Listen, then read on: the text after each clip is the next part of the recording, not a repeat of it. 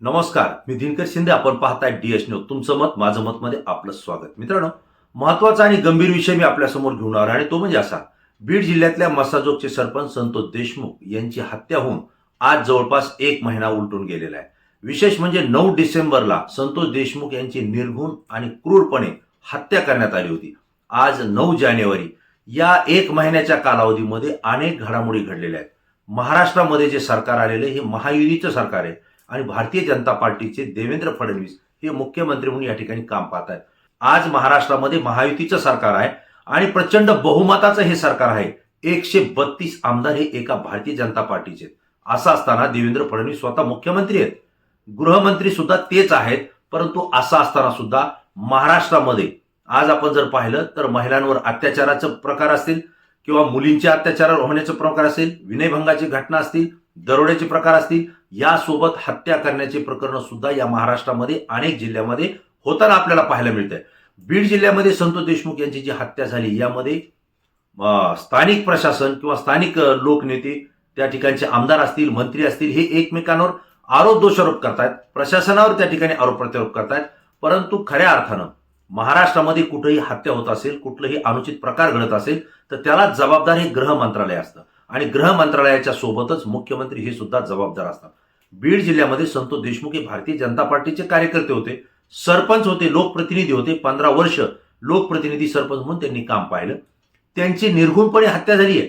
विशेष म्हणजे भारतीय जनता पार्टीचे संतोष देशमुख यांची हत्या जी करण्यात आलेली आहे यामध्ये जे आरोपी येत आहेत हे राष्ट्रवादी काँग्रेस अजित पवार गटाचे येत आहेत. म्हणजे एका राजकीय पक्षाच्या कार्यकर्त्यांनी भाजपच्या कार्यकर्त्याची अत्यंत निर्घृणपणे या ठिकाणी हत्या केलेली आहे. तरी सुद्धा आरोपी पकडले जात नाहीत. कडक प्रशासन म्हटलं जातं, अभ्यासू नेतृत्व म्हणून घेतलं जातं. भाजप त्यांना, देवेंद्र फडणवीस यांचा उदो महाराष्ट्रभर करतोय. असं असताना सुद्धा या घटनेतले आरोपी अद्यापही पकडले गेलेले नाहीयेत. संतोष देशमुख हत्या प्रकरणामध्ये 7 आरोपी होते. या 7 पैकी 6 आरोपींना पोलिसांनी ताब्यात घेतलेलं आहे आणि त्यानंतर एक दुसरा आरोपी सिद्धार्थ सोनवणे हा सुद्धा चौकशीसाठी ताब्यात घेतलेला आहे. परंतु यामध्ये कृष्णा आंधळे नावाचा आरोपी तो अजूनही फरार आहे. पोलिसांना तो सापडत नाहीये. यापूर्वी एक प्रकरण जे घडलं होतं, खंडणी मागणीचं प्रकरण, यामध्ये 2 कोटी रुपयाची खंडणी पवन ऊर्जा प्रकल्पाला मागण्यात आली होती आणि त्या ठिकाणी मुख्य आरोपी वाल्मिक कराड यासोबत विष्णू चाटे आणि आणखी एक आरोपी, या प्रकरणामध्ये 2 आरोपी पोलिसांनी सुरुवातीला ताब्यात घेतले. तेही जनतेच्या रेट्यामुळं. जनतेनं आंदोलन केलं, 12 ते 14 तास रस्ता रोको त्या मसाजोगमध्ये केला. त्यानंतर पोलीस प्रशासनानं त्या ठिकाणी ते आरोपी ताब्यात घेतले होते आणि विशेष म्हणजे हे बीड जिल्ह्यामध्ये ताब्यात घेतले हेही मला आपल्याला आवर्जून सांगावं लागेल. परंतु यातले जे मुख्य आरोपी होते वाल्मिक कराड यांना पोलीस पकडू शकलेली नव्हती. वाल्मिक कराड हे पूर्ण महाराष्ट्रात फिरले, महाराष्ट्राच्या बाहेर फिरले. एवढं सगळं असताना शेवटी ते आत्मसमर्पण झालं आणि वाल्मिक कराडांनी पुण्यामध्ये सीआयडी कार्यालयामध्ये आपलं आत्मसमर्पण केलेलं आहे. परंतु सीआयडी त्यांना पकडू शकली नाही. एसआयटी नियुक्त झाली, एसआयटी त्यांना पकडू शकली नाही आणि स्थानिक गुन्हे शाखेचे पोलीस सुद्धा त्यांना ताब्यात घेऊ शकले नाहीयेत. इथंच खऱ्या अर्थानं गृह मंत्रालय आणि मुख्यमंत्र्यांचं अपयश आहे. कारण तुम्ही आरोपी ताब्यात घेऊ शकत नाही, एवढी मोठी सत्ता तुमच्याकडे असताना सुद्धा आज आरोपी फरार आहेत. 1 महिना झाला. या घटनेमध्ये नेमकं काय घडतंय, काय घडलं हेही लोकांना माहित नाहीये. अनेक मोर्चे निघतात. बीड जिल्ह्यामध्ये 28 डिसेंबरला मोठा विराट मोर्चा निघाला आणि त्यानंतर 31 डिसेंबरला वाल्मिक कराडचं आत्मसमर्पण त्या ठिकाणी झालेलं आहे. त्यानंतर 2 आरोपी पुण्यामधून त्या ठिकाणी अटक करण्यात आले. त्यामध्ये सुदर्शन घुले हा यातला प्रमुख सूत्रधार मर्डर केस मधला, तो त्या ठिकाणी पुण्यातून अटक करण्यात आलाय. हे मला आपल्याला विशेष सांगायचंय. आणि एसआयटी किंवा सीआयडी यांनी त्यांना ताब्यात घेतलं नाही, तर बीड पोलिसांनी त्यांना ताब्यात घेतलेलं आहे. या सगळ्या जर घटना पाहिल्या तर अंजलीताई दमानी या सामाजिक कार्यकर्त्या यांनी सुद्धा यामध्ये पूर्ण झोकून दिलेले स्वतःला आणि यामध्ये कुठं कुठं काय काय घडतंय हे प्रकरण ते बाहेर काढतायत. परंतु स्वतः भारतीय जनता पार्टीचे आमदार सुरेश धस हे आक्रमक आहेत. प्रत्येक मुद्दा ते चव्हाट्यावर आणतायत. प्रत्येक घटनेचे माहिती ते प्रत्येक विराट सभेमधून त्या ठिकाणी जाहीर करतायत. मग देवेंद्र फडणवीस साहेब, तुम्ही विचार नेमका कशाचा करताय? आज सुरेश धस हे वाल्मिक कराड यांना आका बोलत होते. हा आका खंडणी प्रकरणात आरोपी आहेच, परंतु या 302 प्रकरणामध्ये सुद्धा वाल्मिक कराड यांचा सहभाग आहे हे सुरेश धस बेधडकपणे माध्यमांच्या समोर सांगतायत. अजित पवार यांची भेट घेऊन सांगतायत, देवेंद्र फडणवीस यांची भेट घेऊन सांगतायत. असं सांगत असताना वाल्मिक कराड हे धनंजय मुंडे यांचे कार्यकर्ते. एकाच नाण्याच्या 2 बाजू नाही, तर एकाच नाण्याला दोन्ही सारख्याच बाजू असतात असं सुद्धा सुरेश धस सातत्यानं सांगतायत. शोले चित्रपटात सुद्धा उदाहरण ते देत आहेत. आणि त्यामुळे वाल्मिक कराड आणि धनंजय मुंडे हे वेगळे नाहीयेत हे स्पष्टपणे बोलतायत. आणि या सगळ्या ज्या घटना घडत असताना जे आरोपी 302 मध्ये आहेत त्यांचा वाल्मिक कराडांशी संबंध आहे, कारण त्यांच्यासोबत जे खंडणी प्रकरणात आरोपी आहेत तेच या 302 मध्ये आरोपी झाले आहेत. आणि या सगळ्यांचा संबंध हा धनंजय मुंडे यांचे कार्यकर्ते म्हणून आहे. वाल्मिक कराड तर धनंजय मुंडे यांचे घनिष्ठ मित्र आहेत.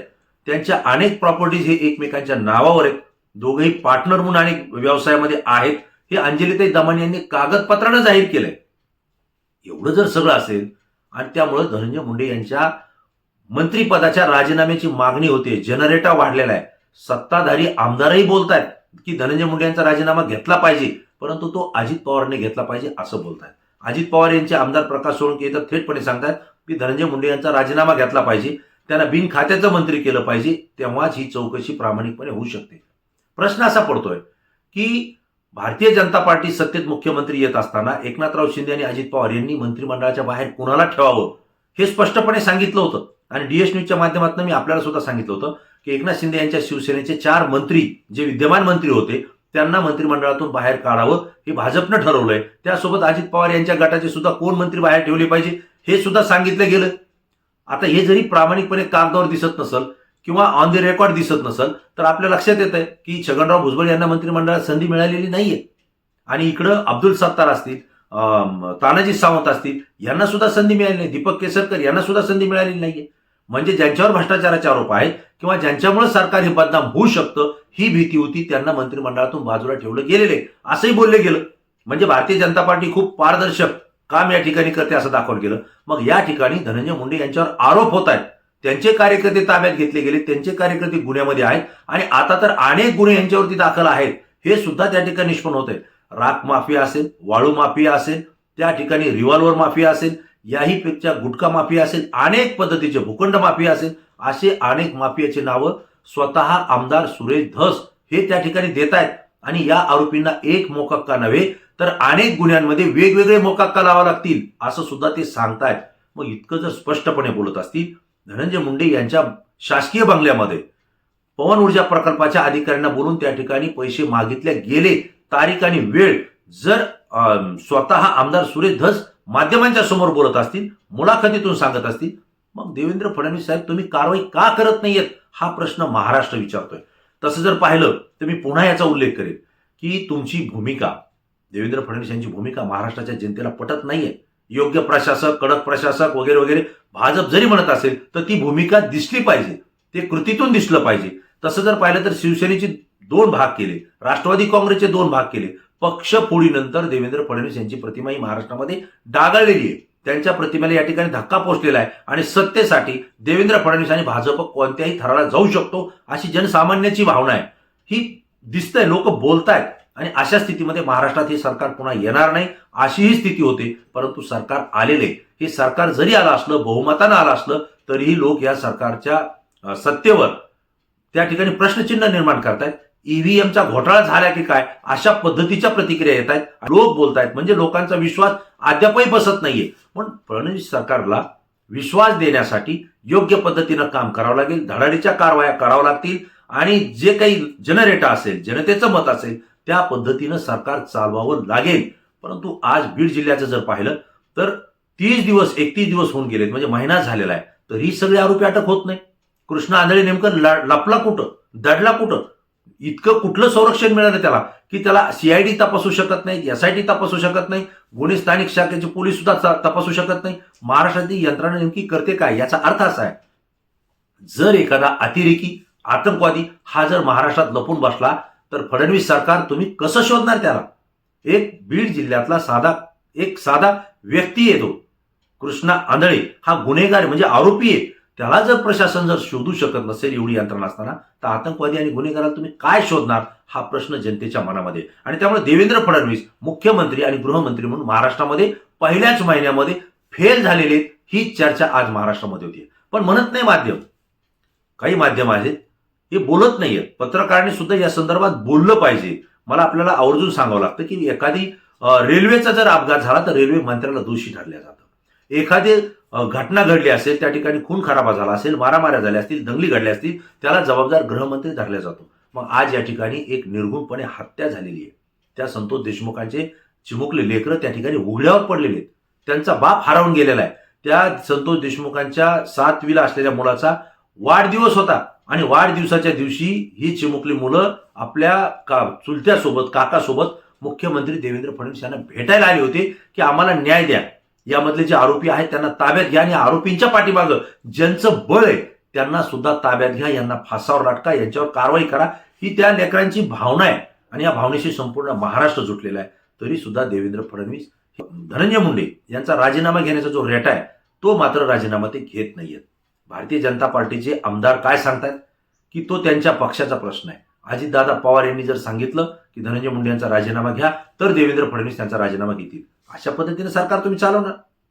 मुख्यमंत्री हा सगळ्या मंत्र्यांचा जबाबदार असतो. कुठल्याही मंत्रालयात कुठल्याही विभागामध्ये जर काही घोळ झाला असेल आणि जनतेचा रेटा किंवा जनतेचा जनक्षोभ जर त्या विरोधात होत असेल तर मुख्यमंत्र्यांचं काम आहे ती भूमिका घेणं आणि जनतेसोबत जाणं. भले तो कुणी असेल, किती मोठा असेल आणि किती जवळचा असेल, त्याला दूर ठेवावंच लागेल.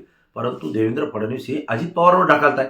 अजित पवार हे सांगतायत की अजून त्यांच्यावरती गुन्हा सिद्ध झालेला नाही, त्यांच्यावर कुठली चौकशीमध्ये त्यांचं नाव आलेलं नाही आणि त्यामुळे मी त्यांचा आतापर्यंत राजीनामा घेऊ शकत नाही. अशी जर तुमची भूमिका असेल तर हे सरकार सामान्य जनतेचं नाही, हा संदेश जनतेमध्ये या ठिकाणी चाललेला आहे. लोकप्रतिनिधी भारतीय जनता पार्टीचे पुराव्यासह बोलतायत आणि देवेंद्र फडणवीस मात्र यावरती काहीही कारवाई करत नाहीत. कुठल्या पद्धतीचा हा दबाव आहे, सत्तेसाठी किती लाचार भाजप होऊ शकतो, हेच या ठिकाणी लोक बोलतायत. आज जर तुमच्याकडे 132 आमदार आहेत आणि तिन्ही पक्षाचे मिळून इतका मतदान तुमच्याकडे आहे किंवा आमदार एवढे आहेत की आज 1-2 मंत्री 1-2 आमदार जरी बाजूला सरकले तरी सरकारला काहीही फरक पडत नाहीये. ही वस्तुस्थिती आहे. पण तरी सुद्धा देवेंद्र फडणवीस या प्रकरणामध्ये कारवाई करायला धजत नाहीयेत. अजित पवार हे सुद्धा या संदर्भात कडक भूमिका घ्यायला धजत नाहीयेत. याचा अर्थ असा की एवढं बहुमत जरी असलं तरी सुद्धा हे सरकार केव्हाही ढासळू शकतं. कदाचित याची भीती असावी किंवा आपला पक्ष पुन्हा फुटू शकतो, पुन्हा एक गट आपल्यापासून दूर जाऊ शकतो, हीच भीती कदाचित या नेत्यांना आहे असं या ठिकाणी स्पष्टपणे दिसतंय.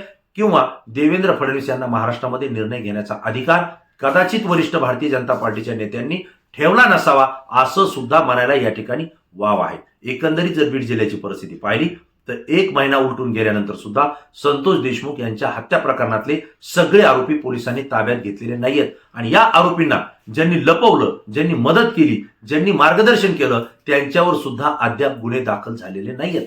9 पथक नियुक्त झाले, 150 कर्मचारी महाराष्ट्रामध्ये फिरतायत, तरी सुद्धा यामध्ये पाहिजे ती कारवाई झालेली नाही. अंजलीताई दमाने यांनी तर स्पष्टपणे सांगितलं की SIT, CID आणि पोलीस या पद्धतीने जी कारवाई करतायत हे किंचितही समाधानकारक नाही, कारण यामध्ये ठोस पुरावा किंवा ठोस कुठलीही कारवाई होताना दिसत नाही. विशेष म्हणजे ज्यानं गाडी या ठिकाणी वापरली गेली, वाल्मिक कराडजींनी आत्मसमर्पण केलं, ती गाडी पोलिसांनी नंतर ताब्यात घेतली पण गाडीचा मालक अद्यापही ताब्यात घेतलेला नाही.